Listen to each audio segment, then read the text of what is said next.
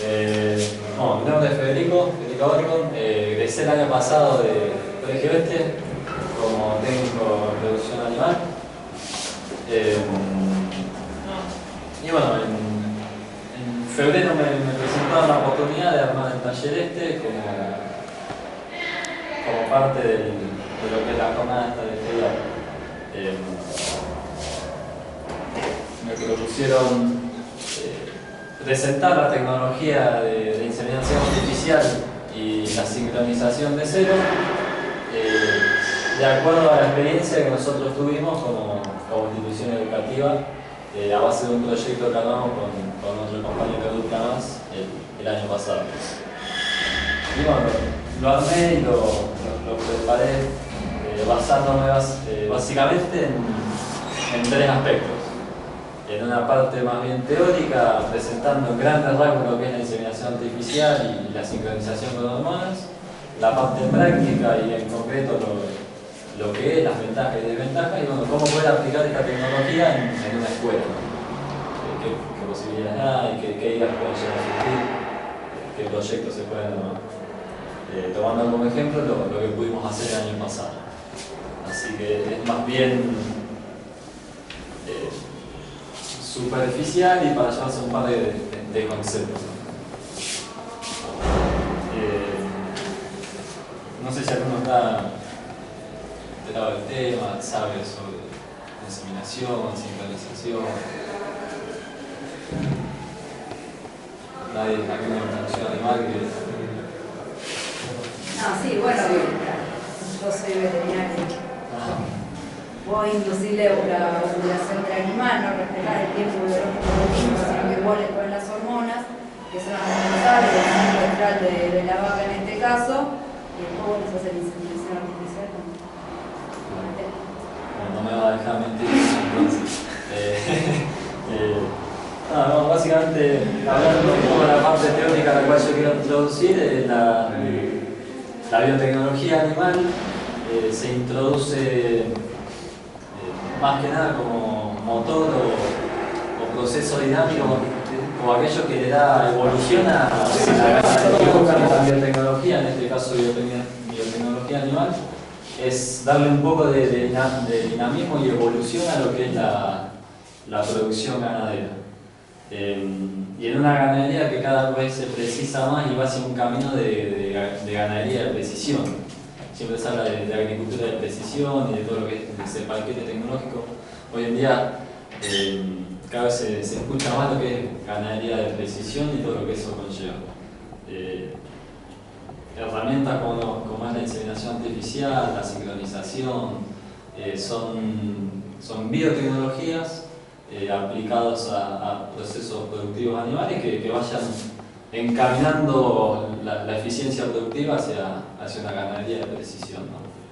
En las cuales el productor tiene que tener en claro objetivos y metas, que pueda haber una planificación, una previsibilidad de lo que va a hacer, ¿no?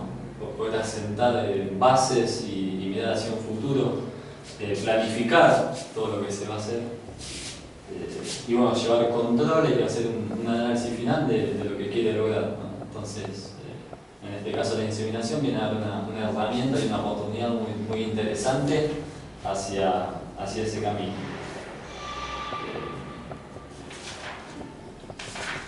Bueno, la inseminación artificial, hay datos concretos de que en 1779, 1780 hay datos precisos, la primera vez que se tiene registrado de llevar adelante una práctica similar.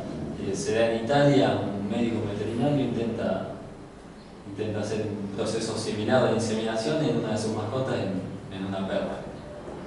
En 1782, 1783, el mismo autor arma un equipo para investigar todo este tipo de procesos.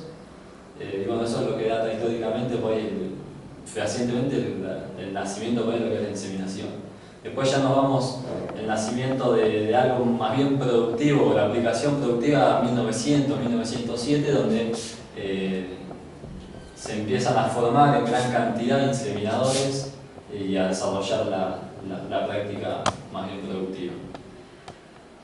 La Argentina llega en 1936, en la estancia de la Merced, un médico veterinario trae semen de Estados Unidos. Por primera vez también en el mundo se hace una transferencia intercontinental de semen. Y bueno, nace en Argentina la inseminación en 1936 en esa estancia. Y después, como dato importante en lo que es la evolución de este proceso de inseminación, se da algo muy importante en 1942. Desarrollan un diluyente para el semen. Ahora vamos a ver todos los elementos que interfieren en la inseminación. Bueno, uno de ellos es poder diluir el semen que se extrae de los toros. En 1942 se desarrolla un semen apto, un diluyente apto para congelar, ¿no? Y en 1952, 10 años después, se logra a través de ese semen poder criogenizarlo a menos 196 grados, que nos permite tener semen por más tiempo, mejor, manteniendo los niveles de fertilidad, mantener el material. Por ejemplo, en este termo hay semen del año pasado, de octubre del año pasado, que van a saber hace cuánto estaba en el termo del centro de inseminación, que estaba hace 2 años, y está con la misma eficiencia de fertilidad que cuando se cerró el toro. Es en cuanto un poco a historia. ¿De qué se trata la inseminación artificial en concreto? Es desarrollar de forma artificial lo que es la reproducción natural sexual entre el toro y la vaca, ¿no? Que se da mediante un proceso que se llama la técnica rectovaginal, que se las voy a detallar a continuación ahora, brevemente, como para que tengan una idea de qué se trata.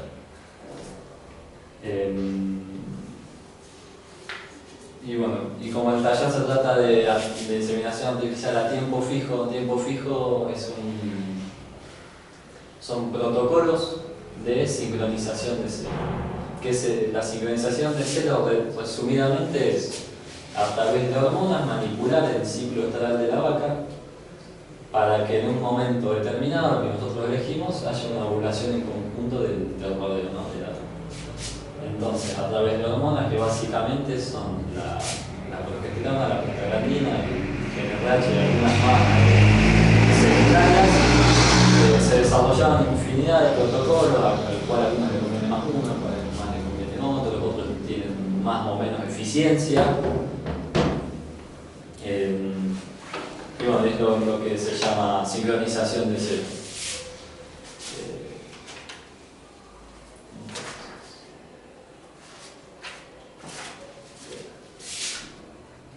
Por ejemplo,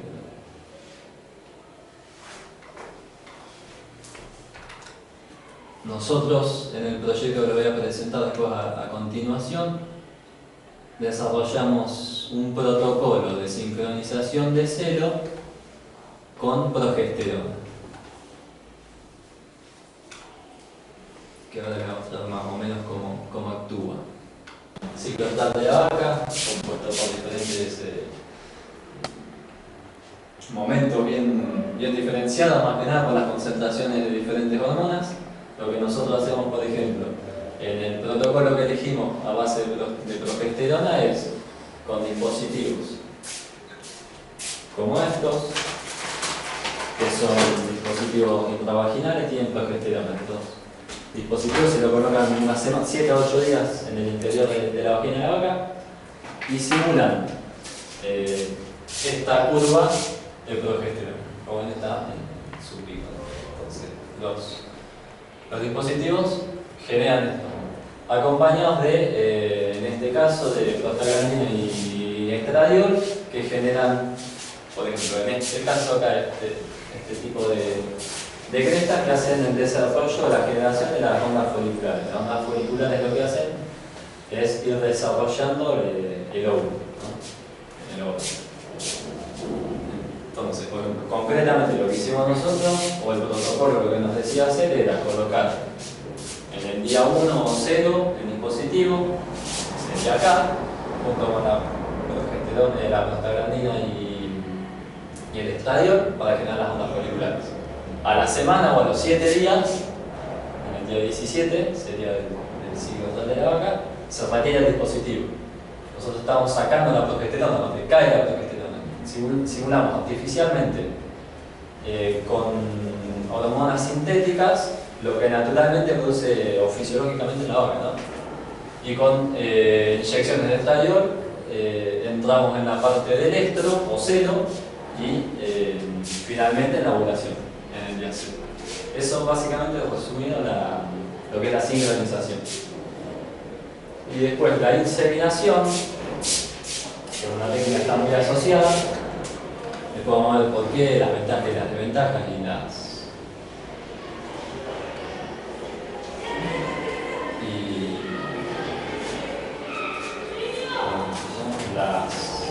claves de la práctica, cómo se relacionan entre una y otra y por qué se habla de en conjunto, inseminación y sincronización. Bien. Básicamente la inseminación se pueden diferenciar por etapas, una y otra muy importante ambas, que es la preparación del material, que es la descongelación del semen, y la otra es la técnica recto-vaginal. Antes de pasar a la técnica recto-vaginal, que es el hecho en sí, el proceso de inseminar, lo que hay que tener es el material en condiciones o en posición para la inseminación. ¿Dónde nace todo? Nace en los centros o en los bancos de semen o en los centros integrales de inseminación, que tienen un catálogo como este, ¿no? Los diferentes tonos que nos pueden vender, ¿no? Y con sus calidades productivas y todos los parámetros que tiene para mí. Entonces, ¿qué hace? Hace todo, lo hacen eyacular. El semen, en vez de aplicarlo a una vaca, lo recolectan y se logran hacer mediante la dilución 100 200 dosis del semen en pajuelas de plástico que por un lado están selladas herméticamente por calor y por el otro tienen unos tapones de cera y algodón, entonces eso está estéril, está aislado del medio, queda conformado. Después de la extracción y la dilución, la pajuela comercial es la que nosotros vamos a aplicar en la inseminación. Lo que se hace, se baja la temperatura a unos menos 5 grados y después de un solo golpe se baja a menos 196, que es donde se va a mantener en los termos de traslado, como son estos, donde el espermatozoide se descapacita, se deshidrata, ¿no? Y se logra mantener así. Por eso también había tenido en cuenta la fecha de 1942, porque al desarrollar el diluyente podemos lograr hacer la congelación del semen. Porque el agua, o sea, como sabemos, el agua con el frío se expande cuando se congela, y si no teníamos ese tipo de diluyente, los espermatozoides revientan, porque la mayoría de su composición son agua y proteínas. Entonces, el agua hace que se revienten y mueran todos los espermatozoides.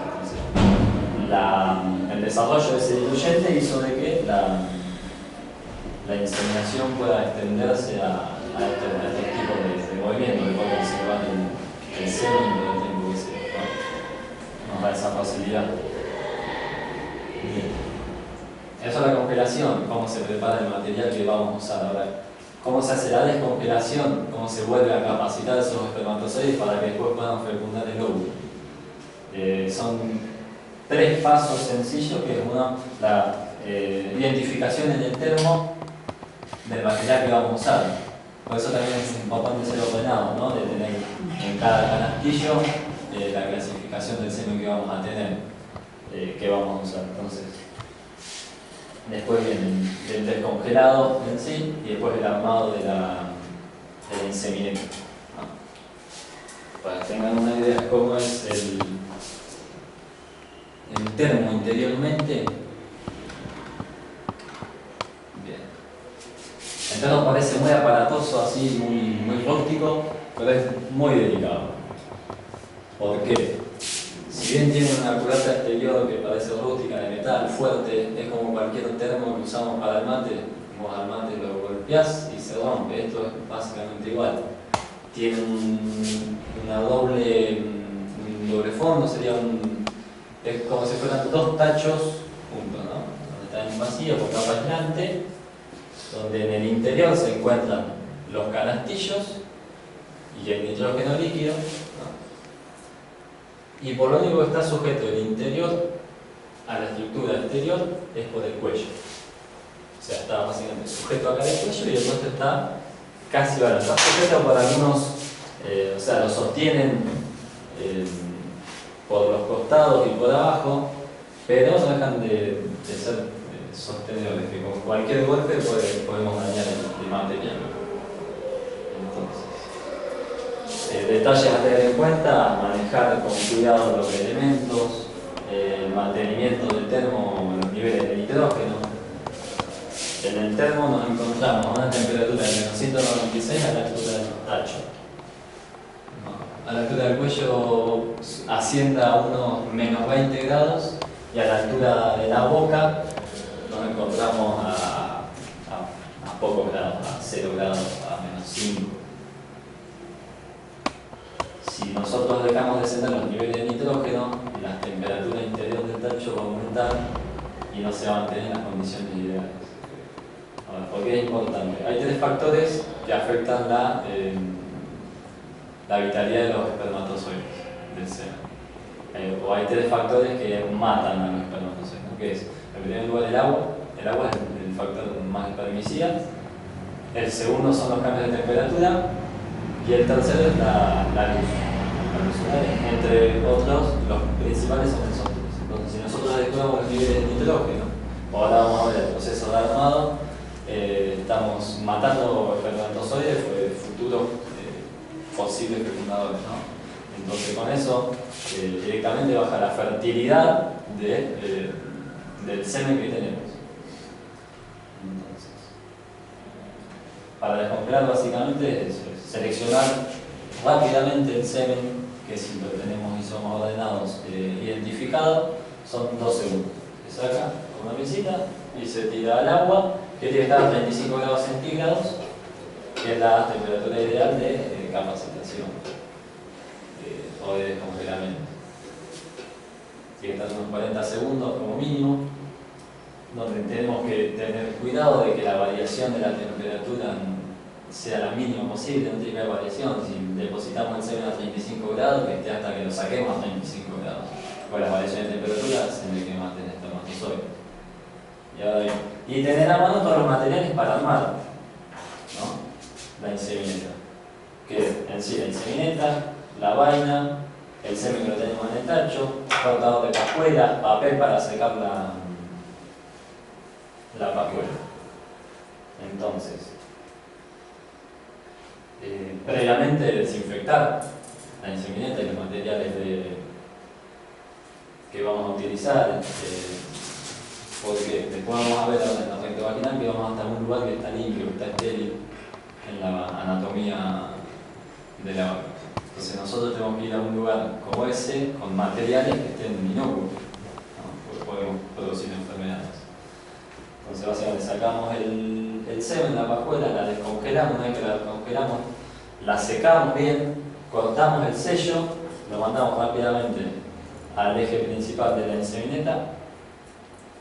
Ahí ya protegemos del sol, ¿no? Ponemos la vaina,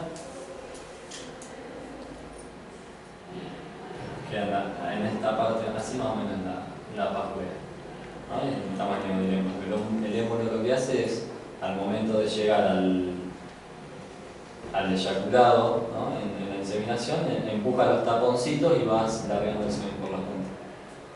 ¿Qué pasa? Cuando lo tenemos protegido del sol, ya lo secamos, lo protegimos del agua y todavía nos queda la temperatura. Entonces, un buen detalle es tenerlo a nivel corporal, que está dentro de los 35-37 grados, ¿no? Son todos detalles que van sumando a la técnica hasta el momento de ir a la inseminación. Ahí ya estamos preparados para inseminar. Bien. Y la inseminación en sí, la técnica rectovaginal, consiste básicamente en esto. Se llama rectovaginal porque ya en conocimiento de lo que es el aparato femenino, el aparato genital femenino, podemos diferenciar dos zonas. La zona sucia, ¿no?, que está compuesta por la vulva, la vagina y con unos órganos como la vejiga, que, como dice la palabra, está en contacto con el exterior, por decirlo de una manera, ¿no?, con todas las impurezas que pueden llegar. Y después la parte limpia, que está compuesta por el útero, el cuerpo uterino, los oviductos y el ovario. Limpia, y tiene que estar limpia por la función que cumple. Acá en los órganos uterinos futuramente se va a desarrollar el feto, ¿no? Entonces, y hace como puerta el cervix. El cervix es de composición más carnosa, tiene unos recovecos, es más difícil de pasar. Y esa función de proteger la parte limpia. Entonces, en concreto, lo que hace el inseminador es introducir por el recto una de sus manos, poder manipular el aparato genital, introducir la insemineta por la vagina, lograr pasar el cervix, que como puerta principal está la flor radiada, que es como si fuera un cuello de tortuga, ¿no? Tiene muchos sacos ciegos, tiene un saco ciego todo alrededor, lo que hay que lograr es traspasar esa puerta, ir pasando los diferentes anillos para poder lograr llegar al útero. Una vez que llegamos al útero y estamos seguros de que estamos en el útero, depositamos el semen. ¿Por qué es importante depositarlo en el útero? Para que pueda haber una distribución pareja del semen. Porque nosotros cuando inseminamos no sabemos en qué cuerno uterino se está desarrollando, o en qué óvulo se desarrolló, en qué ovario se desarrolló el óvulo. Lo que puede pasar, por ejemplo, si nos pasamos el algo, es que depositar todo en el izquierdo y el óvulo se desarrolla en el derecho. Y los espermatozoides es muy difícil que vuelvan hasta el útero y retomen el camino correcto. Son todos detalles que van sumando o que van restando si los hacemos mal, ¿no?, a tener una eficiencia en preñez después. Se capacitan los espermatozoides y van camino del óvulo. Eso básicamente es reemplazar lo que sea naturalmente con la cópula del toro, que el toro llega a la parte sucia nada más, hasta la vagina. Nosotros vamos con elementos estériles hasta una zona limpia que es el útero, con ínfimas dosis de espermatozoides, que con esa unidad ya es suficiente como para llegar a la concepción.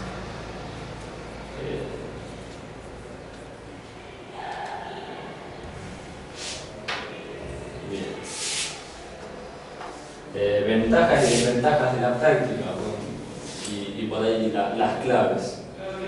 Las ventajas de la inseminación artificial son básicamente 4 o 5 y son bien productivas. Que en principio, en primer lugar, le da la posibilidad al productor de contar con calidad genética de caballo, controlado, de pedigree, a un costo mínimo. Una pajuela comercial de un toro como el que se presenta acá en el catálogo del padre puede estar entre 100 y 200 pesos, más para algunos costos más que tengan de hacer el trabajo. Por una ínfima cantidad de dinero podemos contar con calidad genética de gran establecimiento o de difícil acceso. En segundo lugar, corta la transferencia de enfermedades venéreas, la transferencia de enfermedades de índole reproductivo, que en un rodeo de cría son causantes de muchas pérdidas. Después,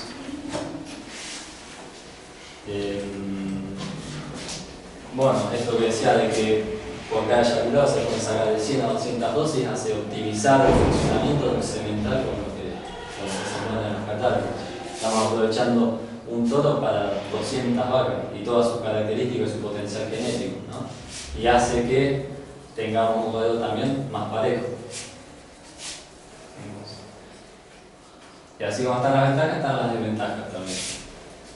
Que en esta técnica se precisa hacer la detección de celos, nosotros tenemos que hacer, como el todo olfatea y siente que la vaca está en celo, tenemos que, a través de síntomas primarios y síntomas secundarios, detectar las vacas que están en celos previas a ovulación para poder hacer la técnica de inseminación. La detección de celos es una práctica muy controversial por todas las dificultades que tiene. Los signos principales del celo es la monta o la deja de monta, y capaz pasar 10 segundos en todo el día, y si no estuviste para verlo te lo perdiste. Entonces tenés que pasar o recorrer mucho los síntomas secundarios, que ahí entra en juego la calidad del personal que esté a cargo de la detección de celos. Y la detección de celos es el factor fundamental de que la técnica de inseminación tenga altos rendimientos de obtención.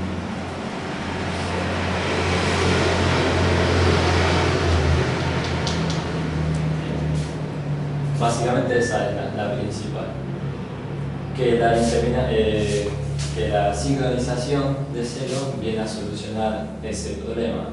Lo que nosotros hacemos al manipular el ciclo total de la vaca es despreocuparnos de la detección de celos, sabiendo que hormonalmente la vaca va a estar dispuesta a ovulación en el momento que nosotros vamos a inseminar.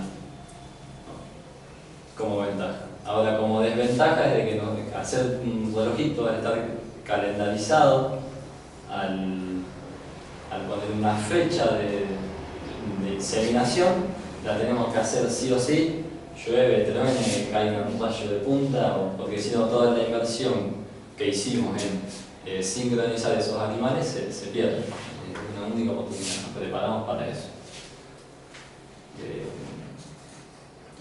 Y las claves de la práctica para que tenga eficiencia, para que no sea rentable y tengamos resultados positivos, es no dejar pasar detalles. Todos estos detalles que yo iba comentando, por ejemplo, el mantenimiento del material, la desinfección, tener en cuenta todos los parámetros herbicidas al momento de preparar el material, hacer una buena técnica retrovaginal, después controlar bien en el tema de las dosis o los días, o la combinación de hormonas en la sincronización, el estrés en los corrales. Nosotros estamos manejando con hormonas, y el estrés en el animal hace que los picos de hormonas suben y bajan y hacen que todo el trabajo que estamos haciendo se vaya al tallo. Entonces, desde el manejo, todos esos detalles hacen de que no que sumen a tener un buen resultado, sino que el descuido de todos esos detalles hacen que resten y mucho. Nosotros vamos a hacer todo bien y puede o no salirnos bien porque esto es biología, ¿no? Pero si nosotros vamos descuidando detalles, es probable que cada vez nos vaya peor, ¿no? Vamos exponencialmente apostando a un resultado negativo. Los guantes también son herbicidas al látex. Viene el guante especial para inseminar más el común. Mirá, ese dato no lo sabía. Es una parte del látex que el común que usás. Ese es herbicida, que viene para inseminar o para tacto, que es impermeable, no es látex, ese sí se puede usar.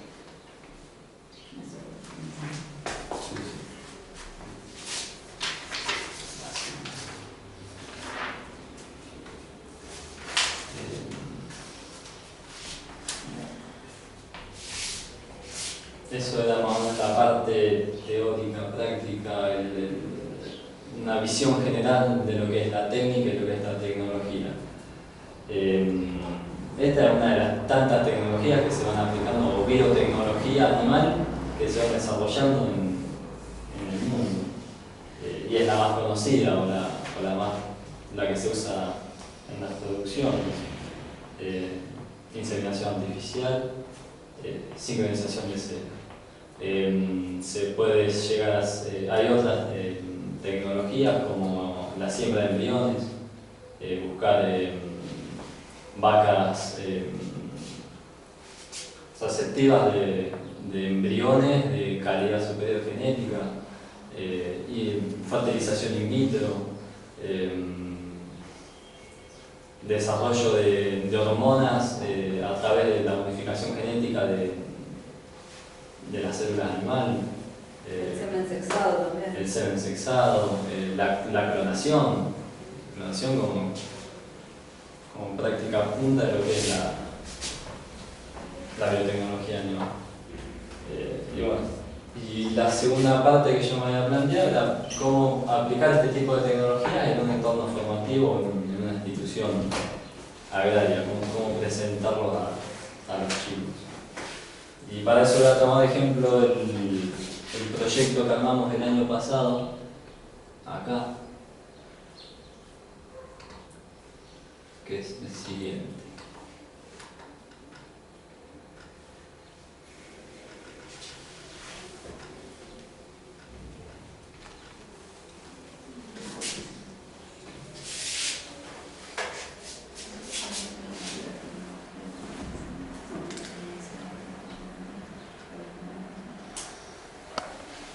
Nosotros a lo largo del año fuimos desarrollando, introduciéndonos en los diferentes temas que abocan una producción ganadera, entre ellos alimentación, sanidad, manejo de la reproducción, instalaciones, personal, planificación.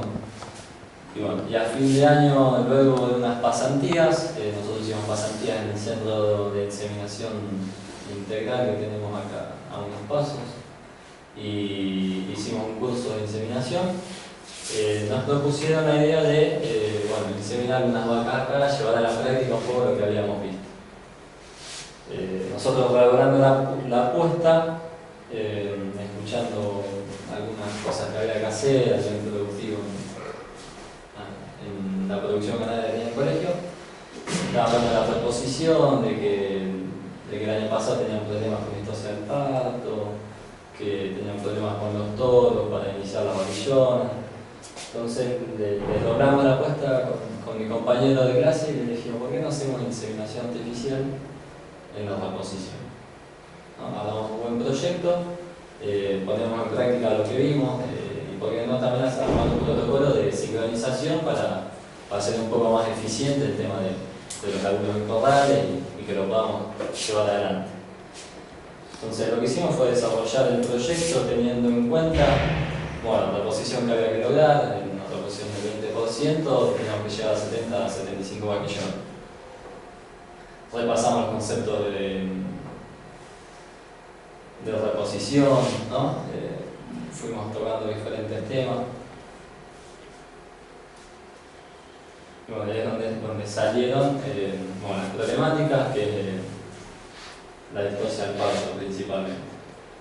Entonces, hicimos un plano FODA para ver fortalezas, debilidades, y entablamos una relación entre costos, plazos, encierre, sincronizaciones, celo y demás factores, y armamos diferentes tratamientos. Desarrollado, acá están, por ejemplo, este es uno de los ejemplos de tratamiento donde nosotros fuimos a la coordinación técnica y se lo presentamos. Esta es la campaña del proyecto, ¿no? Donde dijimos, vamos a hacer esto. Y le dimos protocolos a elegir, variabilidad de productivo.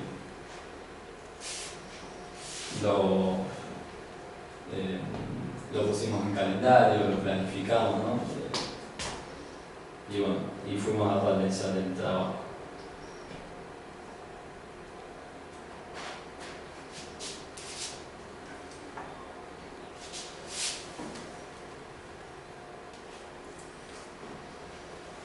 Bien. Una de las bondades que tiene la práctica de inseminación artificial, después de elegir entre las características de los toros que vamos a utilizar para inseminar, aquellas que son afines al sistema productivo que nosotros queremos. En nuestro caso era cubrir la reposición en vaquillones, las cuales con toros comunes generan distosia del parto. Entonces nosotros tenemos que buscar calidad de semen donde nos dé facilidad de parto probada, donde nosotros nos aseguremos de que esas vaquillonas al momento de parir no tengan problemas, que se da, lo podemos constatar con lo que son los DEP. Los DEP son las diferencias esperadas entre progenies, ¿no? Donde se comparan las aptitudes de ese toro frente a un promedio de lo que es la raza en general, ¿no? En este caso Golden Angus colorado, del promedio, ponele que peso al nacer es de 32 kilos, este toro en el 85% de los casos daba 1,8 kg menos, ¿no? Daban terrenos más livianos, más chiquitos, ¿no? Con facilidad de pago. Aspectos que íbamos viendo, íbamos desarrollando para poder después presentar el proyecto en coordinación técnica. Nos fijamos que tengamos las instalaciones necesarias, nos fijamos que tengamos el personal necesario y los materiales necesarios, ¿no? Para cada parte, para cada actividad en concreto que fuimos desarrollando. Las aplicaciones, los tiros de las hormonas y el proceso en particular lo que es la inseminación. Tomamos todos los datos, esa es otra de las ventajas de la inseminación, nos da muchísimas herramientas o elementos por los cuales nos podemos basar para hacer un seguimiento, una planificación. Y bueno, hicimos un rotateo,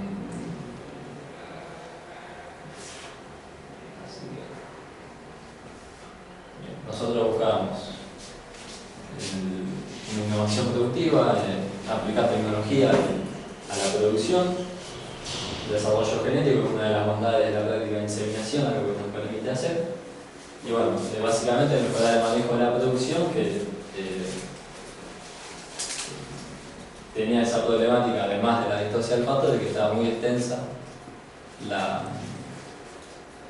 el servicio la época de servicio era muy extensa y generar un lote de terrenos más parejos, ¿no?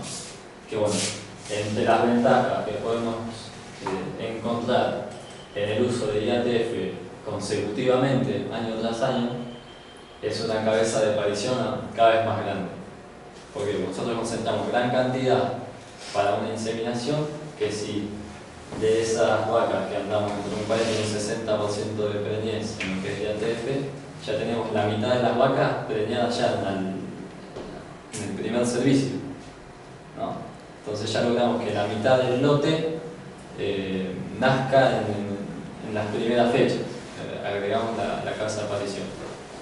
Que año tras año esas vacas después van a estar antes predispuestas a la época de servicio. Entonces, si de vuelta aplicamos IATF, van a responder mejor al protocolo, porque van a estar en mejor condición, y van a responder mejor a la inseminación, y cada vez vamos acrecentando más la cabeza de aparición. Que después se repercute en un lote de terneros más parejos y en más kilos después al destete. Esos días que le ganamos nosotros entre la cabeza y la cola de aparición son kilos en días de ganancia reflejados después al final del destete, donde tenés uno en cola de aparición con 180 kilos y otro de cabeza de aparición con 200 o 220 kilos.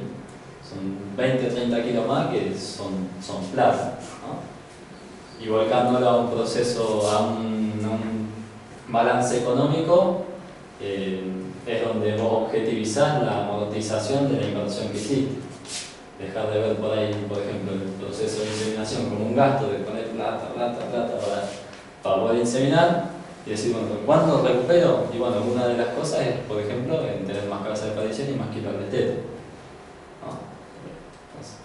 Nosotros a lo largo fuimos desarrollando, ¿no?, la carpetita antes de presentarla a la coordinación técnica, es ver todos esos aspectos, puntualizarlos y poder demostrarlos, ¿no?, para que se pueda llevar a cabo el proyecto. ¿Tienen qué porcentaje les dio de preñez? Sí, nosotros hicimos sincronización, ecografía, esa es otra herramienta tecnológica que a través de la ecografía podemos saber algo 30-35 días si la vaca está preñada o no, y no tener que esperar al tacto a los 90 o 100 días, ¿no? Entonces acorta los plazos.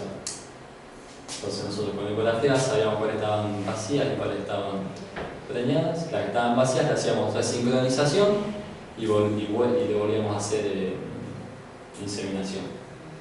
Con resincronización logramos un 55%. O sea, de Preñez. en las dos. Entre las dos. IATF. Sí, entre las dos 55%. Teníamos que apuntar a un 75% de Preñez. Cerramos en un 20%, que en cantidad de animales eran de 10 a 15 animales. Pero ¿qué pasó? Al momento de empezar a investigar y proyectar qué tomamos en cuenta, porcentajes de preñez estandarizados de tratamientos de IATF en vacas. Nosotros estamos haciendo vaquillones. La vaquillona tiene menor porcentaje de respuesta al tratamiento. Entonces son cosas que uno va tomando y después en un futuro las va pudiendo aplicar de forma correcta, ¿no? Lo más importante que yo quería resaltar, poniendo como ejemplo esto, es de que pasamos a ser protagonistas, nosotros, yo con mi compañero, de la eficiencia o de que el proyecto se pueda llevar a cabo. Y que por eso está bueno desarrollar proyectos marco como son estos, proyectos, prácticas amplias como por ejemplo la inseminación, que abarcan muchos temas, ¿no?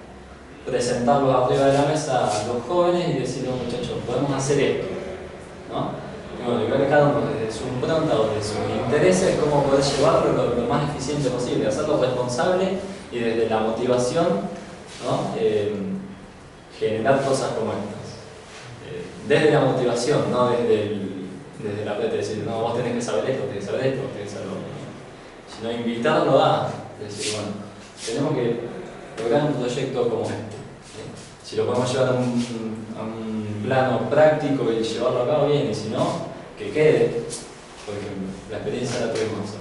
Si no lo podemos hacer así, conocer lo que es esta tecnología, yendo a centros que nos vengan a dar charlas, o yendo a centros que den charlas, hacer pasantías en establecimientos. 5 o 10 minutos estamos en hacer pasantías en establecimientos que desarrollen este tipo de prácticas, ¿no? Dar a conocer a los jóvenes cosas que se vienen, y que están y que se vienen con más fuerza, como es la inseminación.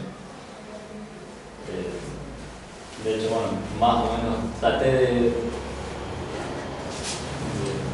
de seguir el cronograma que estaba en una de las, creo que hay una hojita impresa de lo que es el taller. Ahí está bien detallado, por ejemplo, los alcances que puede llegar a tener desarrollar proyectos marcos como este en diferentes áreas educativas.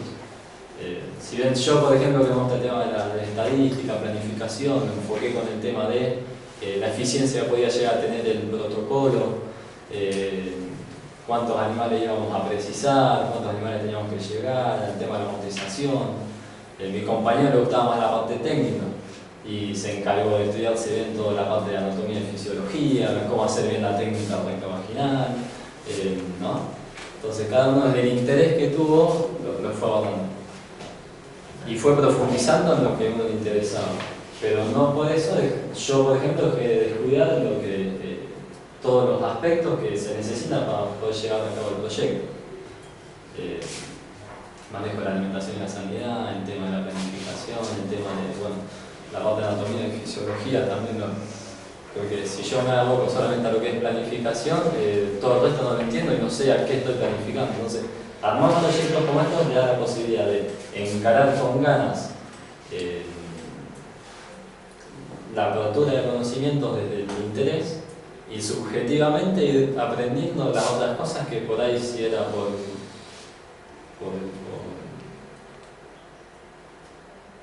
impulso de ustedes los profesores, capaz que me agarró, de repente viene echar la bola con anatomía, y me gusta. Y yo con mi motivación de que el proyecto siga adelante, yo sé que lo voy a precisar. Entonces iba a mi casa y me ponía a leer la anatomía, iba a mi casa y me ponía a leer fisiología para ver qué tratamiento era el mejor, me ponía a investigar en la compu general, ¿no? que los jóvenes se motivan.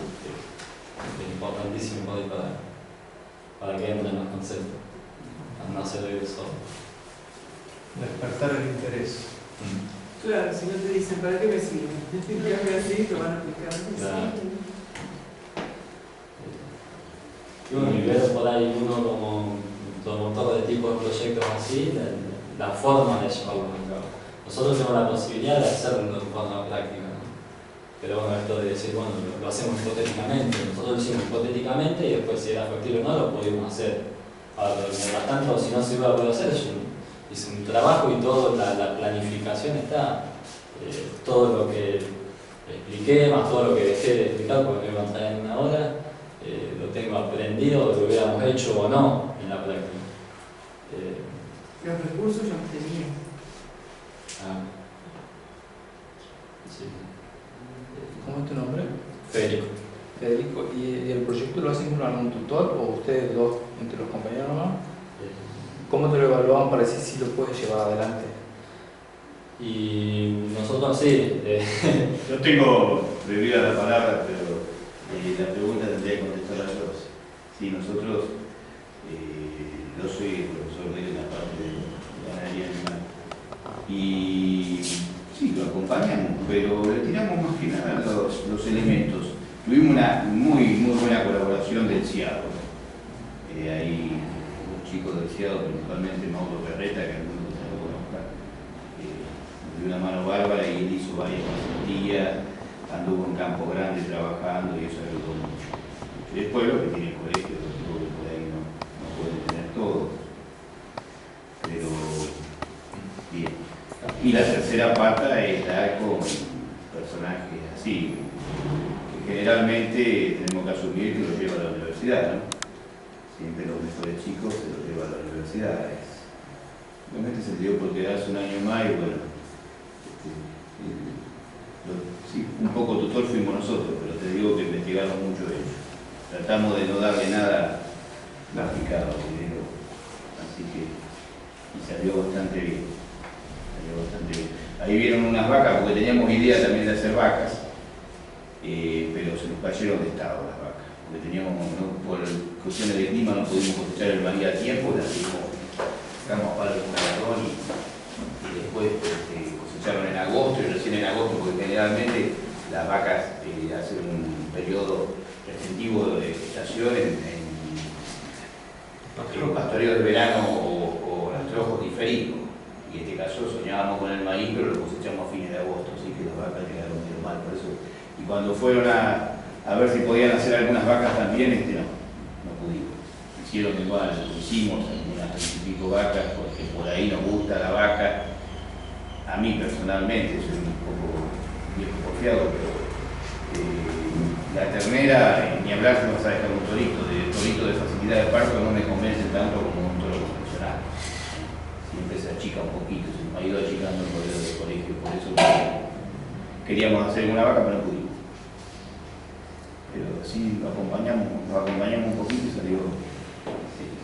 ¿Y qué idea tienen de seguir con tiempo fijo o no? ¿Pasar la experiencia y ahora nos están imponiendo los chicos, porque ahora viene una dupla de sexto que quiere seguir el trabajo de ver la aparición de esas 51 vaquillonas que quedaron preñadas, tomar nota de eso, y yo les ofrecí acompañarlos para que hagan ese trabajo. Y hay otro chico haciendo la tecnicatura que va a hacer lo mismo que él, que ya está medio decidido a hacerlo. Se traba un poquito más, no lo voy a poder hacer expresar con esta dialéctica, pero la va a hacer también. Y sí, expresamos 55, 60, 65 velocistas por ahí, para más o menos hacer la reposición del rodeo general. Y notamos que es interesante. No hablo más porque tiene que hablar el la idea de hacer el taller es de que ver que se pueden hacer cosas con los chicos. Lógico que se puede hacer.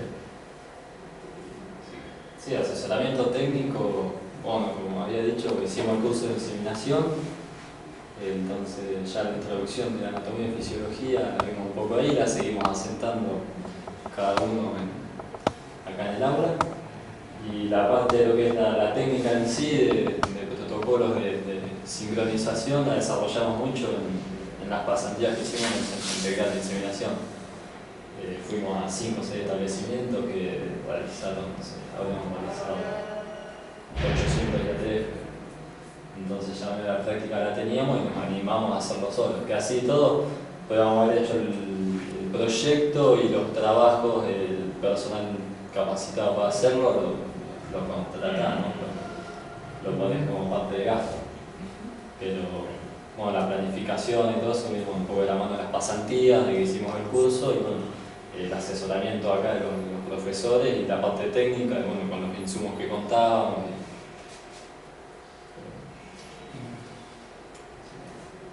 Entonces lo bueno está en si se puede llegar a hacer, como en este caso, excelente, te quedas con una experiencia importantísima.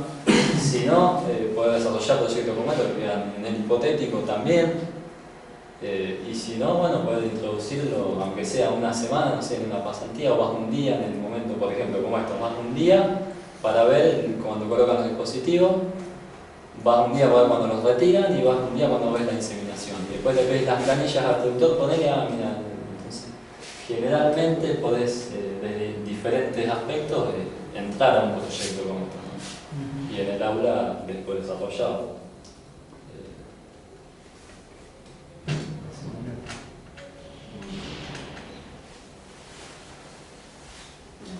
Felicitaciones que lo han podido lograr. Sí, ahí me falló un poco, porque tomamos parámetros de vacas de cría multíparos ya de varias condiciones, esos números se manejan con ATF en vacas. Y en vaquillonas la preñez es mejor, o la respuesta al protocolo. Luego tuvimos ese desfasaje de porcentaje de preñez que después cuando vas analizando todos los datos que fuiste tomando y los aspectos y los errores que fuiste teniendo, podés deducir en qué erraste para una próxima vez o corregirlo, ¿no? Entonces también en este tipo de prácticas uno la toma nota, la planificación, el seguimiento. ¿Cuántos protocolos dices que había diseñado? ¿Cuántos protocolos? Porque me ha dicho que había hecho una diferencia de tratamiento, pero era por los protocolos que decías. Sí, en un principio cuando fuimos a hablar de la parte técnica nos habían dicho que podía haber 200 vaquillonas y de ahí teníamos que lograr 75. Entonces dijimos, bueno, hacemos un solo IATF, pensamos 50% de preñez, algunas ponele que no estén en condiciones, unas 50 que no estén en condiciones. Elegimos la mejor de 150, hacemos un protocolo y logramos las 75, más o menos. Cuando llegamos no había ni 120, 130, ¿viste? Para elegir, sacamos algunas que eran 100, ¿no? Y de esas 100 teníamos que lograr con resincronización el 75 para llegar a 75 vacas. O sea, al momento de plantear el protocolo, bueno, y no llegamos al 75 por esto de que pensábamos en un 50% de preñez de promedio, si todo sería bien, que en realidad en vaquillona, en iniciaciones menor, la respuesta. Pero después en el resto de las cosas, bien. ¿Hicieron tactos de servicio y eso a las vaquillonas? Algunas sí, y otras por estado corporal y Hay que ver por ahí, por ese lado también. puede alguna vacía que venga por ese lado también. Claro, sí, sí. Está viejo el veterinario, no tiene ganas de laburar. Eso me tocaba a mí.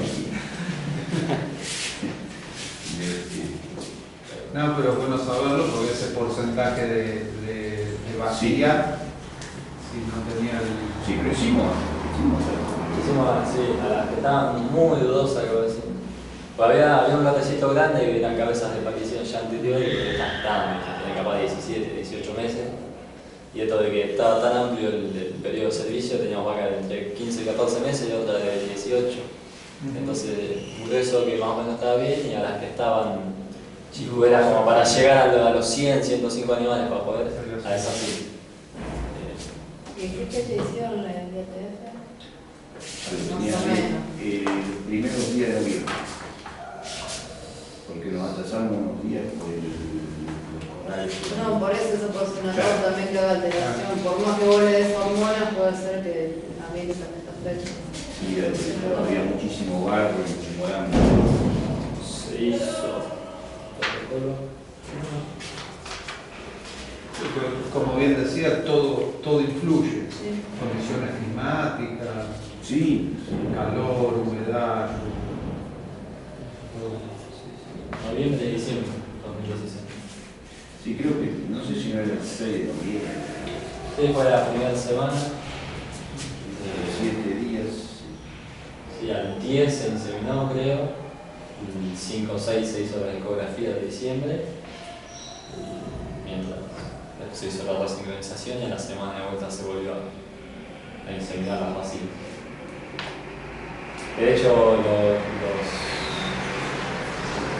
la ecografía posterior, no hicimos ecografía intermedia, porque se alargaba mucho más. Lo que hicimos fue sincronización solamente con progesterona. Progesterona avala todavía más lo que es el crecimiento del feto, ¿no?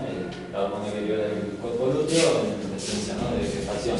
Pues a las que estaban gestantes no les pasaba nada, a las que estaban ciclando venían de un ciclo sincronizado y lo volvías medio a resincronizar con la curva de progesterona. Entonces lo único que aplicaba era el dispositivo de progesterona. Y lo que hicimos fue reducir los días de detección de celo. Y después en la ecografía final se alcanza a distinguir entre un embrión de 1 mes y un embrión de 2 meses. El embrión de 2 meses son las que se preñaron en la primera IATF y salió algo del 30 y 60, por no, entre el 20 y 50.